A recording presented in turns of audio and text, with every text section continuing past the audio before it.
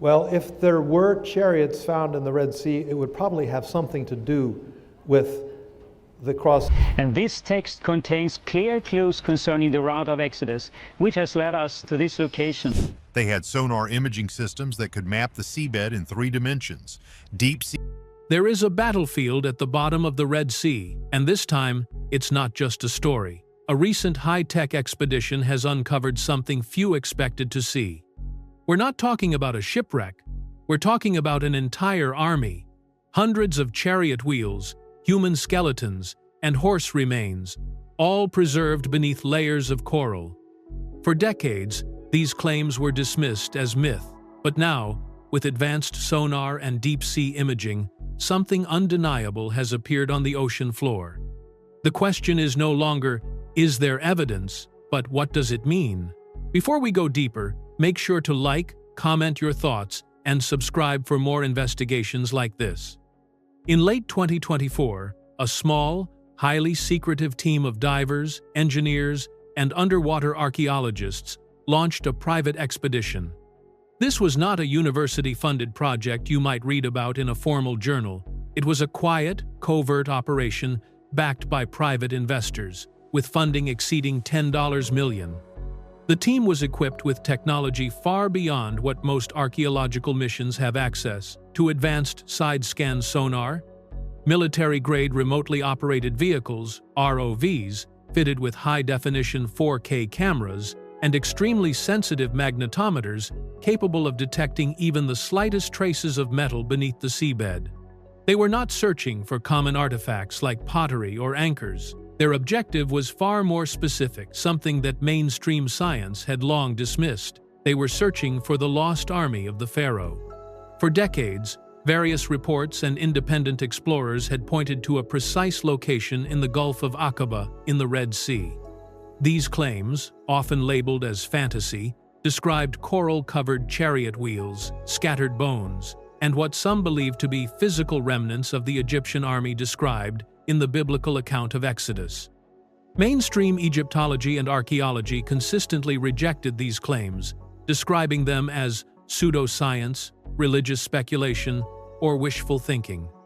However, this new expedition approached the site differently.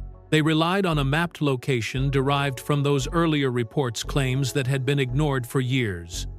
This time, they had the tools to investigate thoroughly, using modern technology capable of revealing what had previously remained hidden. The team began by scanning a wide grid area. For several days, sonar pulses were sent deep into the water, mapping the ocean floor in detail. Then, something unusual appeared. The sonar operator identified a series of symmetrical anomalies, shapes that did not resemble natural rock formations. They were circular, consistent, and arranged in a long, linear pattern across the seabed. Wyatt insisted that he had come across a strange, wheel-shaped object, unlike the rest. The discovery immediately caught the team's attention. The formations strongly resembled wheels, hundreds of them, aligned along what appeared to be a path. To verify the findings, the team deployed an ROV, a remotely controlled submersible, into the deep waters below. As the vehicle descended, its powerful lights illuminated the dark seabed. Initially, nothing unusual was visible, just sand and rock. But then, a distinct shape began to emerge from beneath the sediment. It was perfectly round, fully covered in coral, yet unmistakably structured. It appeared to be a wheel, an ancient, spoked chariot wheel. As the ROV continued forward, its mechanical arm gently brushed away layers of silt. Another wheel came into view, then another, and another. It was a debris field, an enormous one. The site stretched for nearly a mile and a half. At that moment, the team understood they could not rely on cameras alone. The scale of what they were seeing demanded direct confirmation. Elite deep-sea divers, many with military experience, prepared for a descent that would be both difficult and dangerous. As they moved down into the silent depths, the full extent of the scene began to take shape. This was not a single wreck. It was something far larger, a catastrophic event preserved beneath the water. The seabed appeared scattered with remains, forming what looked like the aftermath of a sudden, and overwhelming disaster. Structures resembling wheels became visible, some with 4 spokes, others with 6, and even 8. This detail stood out immediately. These variations closely match the known development of Egyptian chariot design during the New Kingdom period. Earlier models commonly used 4 spokes, while later military designs used by elite units featured 6 or 8 for greater strength and stability. Finding all of these together suggested a mix of divisions, possibly representing a full military force rather than isolated units. But it wasn't only wheels. The divers also identified fragments that resembled axles twisted, corroded pieces of metal embedded into the seabed. Nearby were rectangular formations that appeared to be the remains of chariot bodies, now reduced to degraded bronze and mineralized wood, fused together over time by thick coral growth. Centuries underwater had preserved their outlines, even as the original materials deteriorated. Many of the divers later described a distinct atmosphere, an overwhelming sense that the site was not just archaeological, but something more solemn. The area felt undisturbed, almost suspended in time. Then came the bone fragments. Mixed within the debris were scattered remains, some clearly animal, others human. Horse skulls, ribs, and leg bones appeared in positions consistent with being harnessed. Intertwined with them were human skeletal elements, spinal segments, pelvic bones, and fragments of skulls distributed unevenly across the site. The arrangement did not suggest careful burial or gradual accumulation. It pointed instead to a single, abrupt event. This was not an organized deposit of equipment. It appeared to be a location where a large number of individuals and animals came to rest at once. During one sweep of the area, a diver directed a high-powered light across a coral-covered mound. For a brief moment, something reflected back a faint, metallic glimmer. Beneath the outer layer, there appeared to be a dull golden sheen. The object remained embedded and could not be extracted without damage, but the observation aligned with earlier, highly debated claims of a gold-plated chariot component. If accurate, it could indicate the presence of a high-ranking figure, possibly a commander, or someone of significant status. At that point, the mission had shifted. This was no longer a question of whether something was there. The question had become, what exactly had they found? Before we go any further, take a quick second to drop your thoughts in the comments, subscribe to the channel, and now, let's continue. They couldn't touch it. The coral had sealed everything in place, locking the objects into a fragile structure that would collapse if disturbed. Any attempt to remove a piece could destroy it completely. So the team did the only thing they could. They documented everything. Thousands of high-resolution images were captured. Hours of detailed video recorded every angle, every shape, every formation. What they had found was not just unusual, it was significant. It appeared to be physical evidence that aligned with one of the oldest accounts in human history. But that is exactly where the problem began. Because, if true, this discovery would challenge more than a single theory. It would raise questions about long-standing assumptions in archaeology and Egyptology. When the initial findings were quietly shared with select experts and institutions, the reaction was not what many expected. There was no immediate excitement, no public announcement.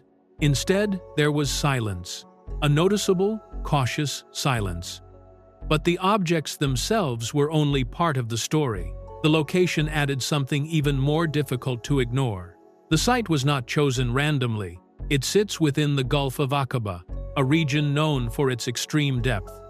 In most areas, the seabed drops sharply into massive underwater canyons, reaching depths of 5,000 to 6,000 feet. Crossing such terrain, especially with people, animals, or equipment, would be nearly impossible. Except at one point, at the exact location of the discovery, sonar revealed a large, flat, underwater plateau. This formation stretches across the Gulf, connecting the Egyptian coastline near Nuweiba to the opposite shore of modern-day Saudi Arabia.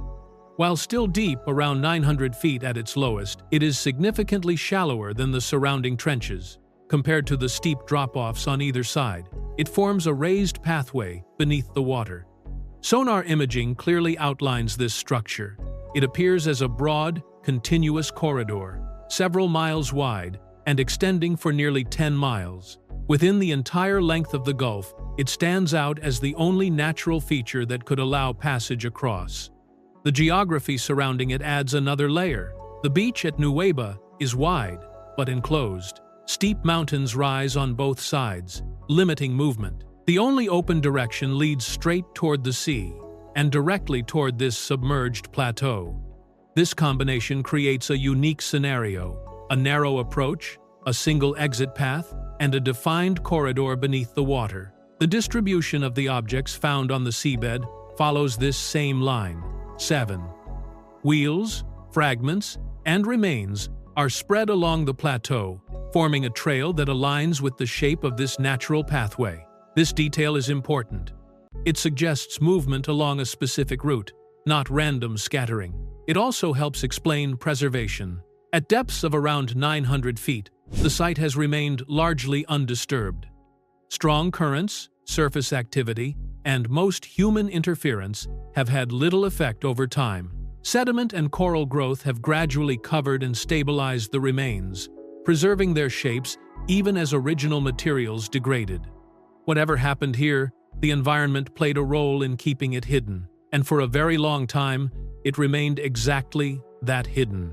The unique currents created by the deep canyons on either side played a critical role. They trapped layers of silt and sediment along the plateau, slowly covering whatever lay beneath. Over time, these layers built up, burying the artifacts and shielding them from disturbance. And in the warm, clear waters of the Red Sea, coral growth thrived. It spread across every solid surface: wood, bronze, leather, forming a hardened outer shell. Over thousands of years, the original materials decayed. Wood rotted away, metal corroded, but the coral remained, preserving the exact shapes of what once existed. What the divers were seeing were not intact chariots, but coral formations molded around them, essentially fossilized outlines. Without this rare combination of geography and biology, any remains would have been scattered or erased long ago. This same land bridge helps explain something else: the scale. Imagine a narrow crossing point, nearly 10 miles wide, with steep drop-offs on both sides, a natural corridor. Now imagine hundreds of chariots, soldiers, and horses forced into that space, moving in the same direction. If something happened in the middle of that passage, there would be no escape, no turning back, no moving sideways, only forward or nothing. That bottleneck could account for the dense concentration of objects found along a single path: wheels, fragments, and remains, all aligned with the shape of the plateau. It does not resemble scattered wreckage. It resembles movement interrupted. This is where one of the main skeptical arguments begins to weaken. Critics often suggest the site could be a collection of unrelated shipwreck debris, but the pattern here is different. The objects are similar in type, appear to belong to the same general period, and are arranged along the only viable crossing point in the entire Gulf. That level of alignment raises questions. And this is where the story shifts, because this location was not identified randomly. Decades before this high-tech expedition, one individual claimed this exact site held answers. His name was Ron Wyatt. He was not a trained archaeologist. He was not affiliated with any academic institution. He worked as a nurse in Tennessee and pursued exploration independently, driven by a belief that biblical accounts described real, physical events. In the 1970s, he focused on identifying the true crossing point of the Red Sea. Rejecting the more commonly accepted shallow locations, he searched for a site deep enough to match the scale described in ancient texts. His research led him to the Gulf of Aqaba, and specifically to the same mountain-locked beach at Nuweiba. His reasoning was straightforward. If a group had been trapped between terrain and water, there had to be a path forward. And if that path existed, it would be here. In 1978, with minimal equipment, he conducted dives in that area. He later reported finding coral-covered shapes resembling chariot wheels, along with bones and other fragments. He documented his findings with basic photography, though the quality was widely criticized. Still, he maintained that what he saw matched the account.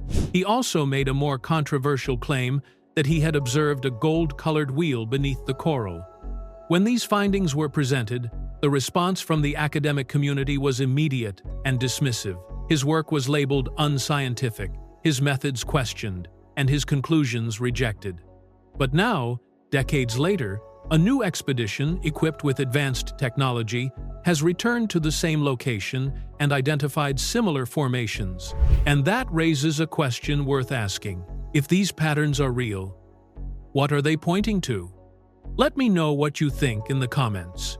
Egyptologists and archaeologists remained firmly dismissive. In their view, Ron Wyatt's claims did not meet scientific standards, and his broader list of discoveries only deepened that skepticism. He had also stated that he located Noah's Ark, identified what he believed to be the true Mount Sinai in Saudi Arabia near Nuweiba, found evidence related to the red heifer, and even claimed the Ark of the Covenant was hidden beneath Jerusalem. To the academic community, this collection of claims was not seen as credible research. It was viewed as speculative and unsupported. As a result, his findings related to the Red Sea were rejected alongside everything else. For more than 4 decades, the site he pointed to was widely considered a myth, an idea built on interpretation rather than evidence.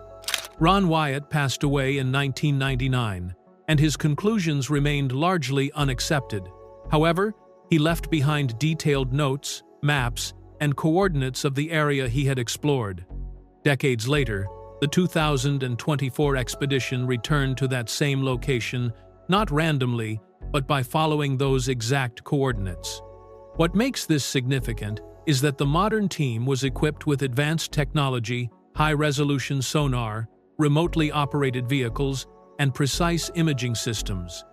And when they scanned the site, several key elements Wyatt had described appeared again. The underwater land bridge was clearly mapped. Wheel-like structures with multiple spoke patterns were identified. Bone fragments were observed. Even reports of a faint metallic reflection were noted. This is where the discussion becomes more complex. The new data does not confirm every claim Wyatt made, but it does suggest that the location he identified contains a substantial underwater debris field. That alone is enough to prompt reconsideration. Not necessarily validation, but re-examination. And that leads to a larger question. If such a site exists, how did it form? The traditional account describes a sequence in which a group crosses through the sea, followed by a sudden return of water that overwhelms pursuing forces. From a scientific perspective, that sequence raises challenges. However, some researchers have explored natural explanations that could produce similar effects. One commonly discussed idea involves large-scale geological activity. Around 3,500 years ago, a major volcanic eruption occurred on the island of Santorini. This event is known to have generated significant seismic and oceanic disturbances across the region. One effect associated with such events is a phenomenon known as water drawback. Before a tsunami wave arrives, water can rapidly recede from coastal areas, exposing sections of the seabed. In some cases, this exposure can extend for considerable distances. After a period of retreat, the water returns with force. Applied to this context, one theory suggests that a temporary withdrawal of water could have revealed a shallow crossing point, such as the submerged plateau identified in the Gulf of Aqaba. If movement occurred during that window, a returning surge could have overtaken anything still within that area. This explanation remains theoretical. It does not account for every detail, and it is not universally accepted. But it represents one attempt to understand how a large-scale event could leave behind the type of distribution now being observed. At this stage, the evidence raises questions rather than providing final answers. What happened in that location, and how remains open to interpretation? The water pulls back, exposing a vast stretch of seabed the land bridge revealed. To those witnessing it, it would appear extraordinary. A clear path where moments before there had only been water. They move forward. Behind them, the pursuing force follows, entering the same exposed corridor. But the withdrawal is only one phase. In large-scale ocean events, the return can be sudden and forceful. As the pursuing group advances deeper into the crossing, the conditions shift. Water that had receded begins to surge back. The same pathway that appeared open becomes the point of impact. A powerful return flow would concentrate through that narrow corridor, overtaking anything still within it. As a theoretical model, it aligns with several observed elements: the temporary exposure, the confined route, and the sudden redistribution of material along a defined path. It offers a natural explanation for how movement could occur and then abruptly stop. But it is only one explanation. Other interpretations move beyond natural processes and enter more speculative territory. Some connect the event to objects described in ancient texts, suggesting possibilities that are difficult to verify. For example, theories have been proposed that certain artifacts may have had unknown properties or functions beyond symbolic use. These ideas remain outside mainstream research and are not supported by empirical evidence, but they continue to circulate in discussions around the event. Another line of thought explores whether ancient understanding of environmental forces, such as sound, pressure, or resonance, could have been applied in ways not yet fully understood. These concepts, while intriguing, remain hypothetical and are often compared to modern technological principles. What all of these perspectives share is a central point.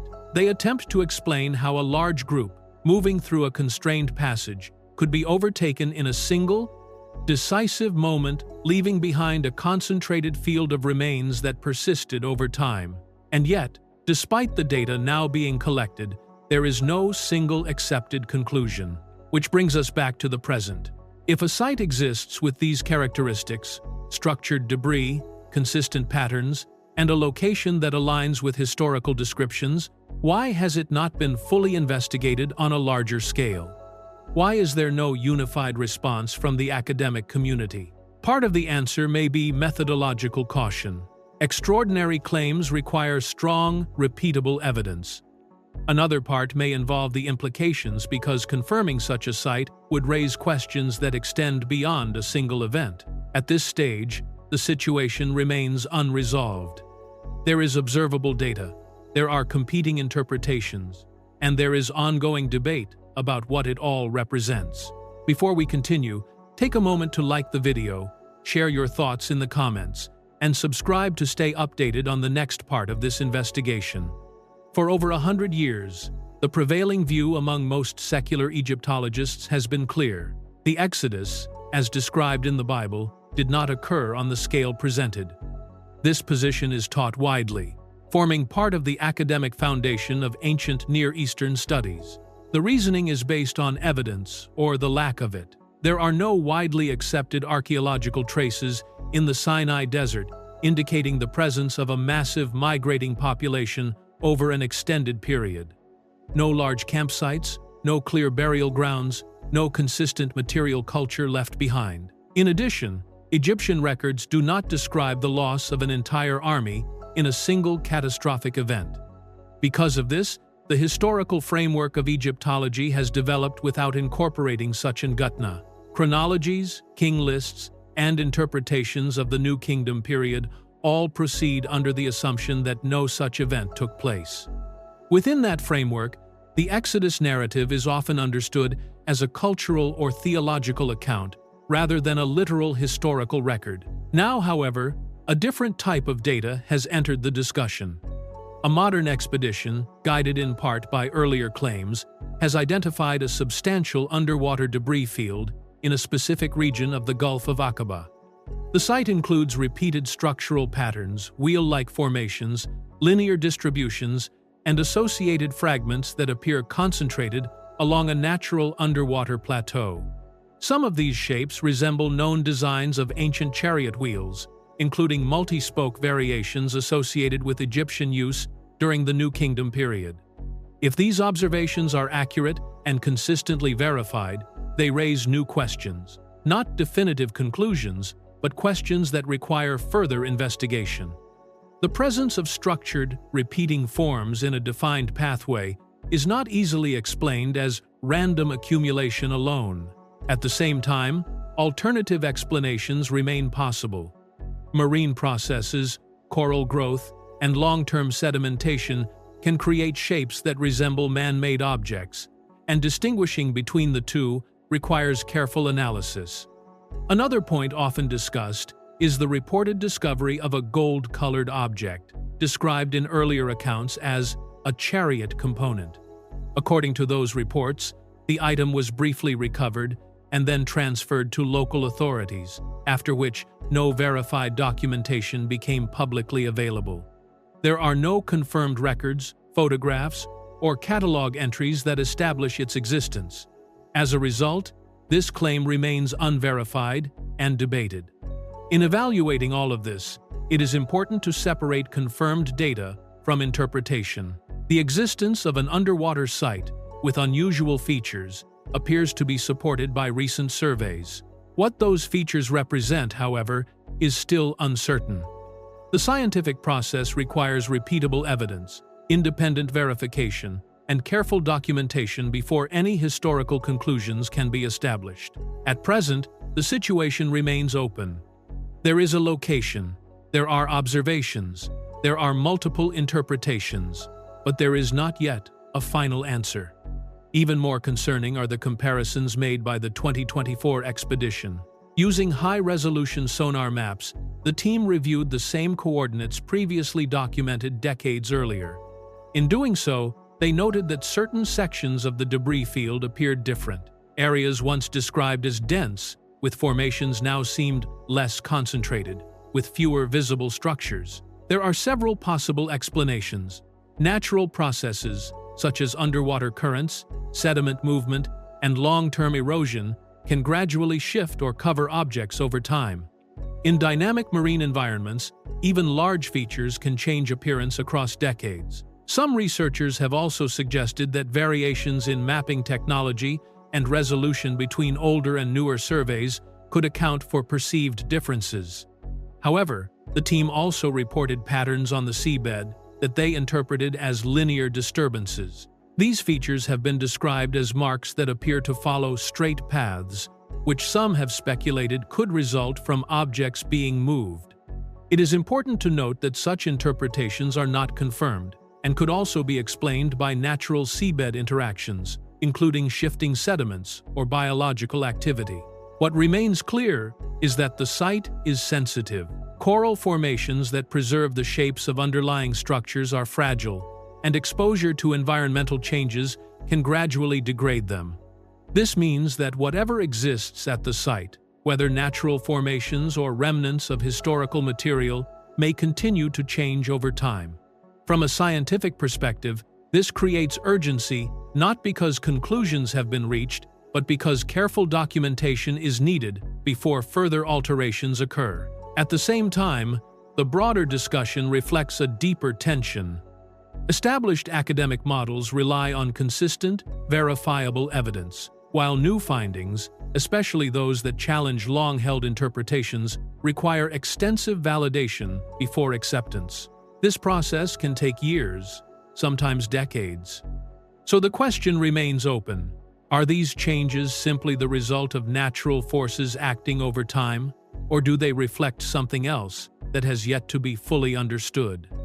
At this stage, there is no definitive answer, only ongoing observation, analysis, and debate. Take a moment to like the video, share your thoughts in the comments, subscribe for more, and thank you for watching. Across history, caves have often served as places of refuge, burial, or worship, yet there are also accounts of caves that hold something far more difficult to explain, where shapes carved into stone seem to carry meaning that no one fully understands. In this underground system, the deeper researchers moved, the more the environment shifted from structure into something symbolic, almost as if the walls themselves were trying to communicate. Along several corridors, faint patterns began to appear on the surface of the stone, not clear carvings, but shallow impressions forming repeating shapes that did not resemble known writing systems. Some appeared like elongated figures, others like abstract forms twisting along the walls, as though representing movement rather than static images. These markings were not random.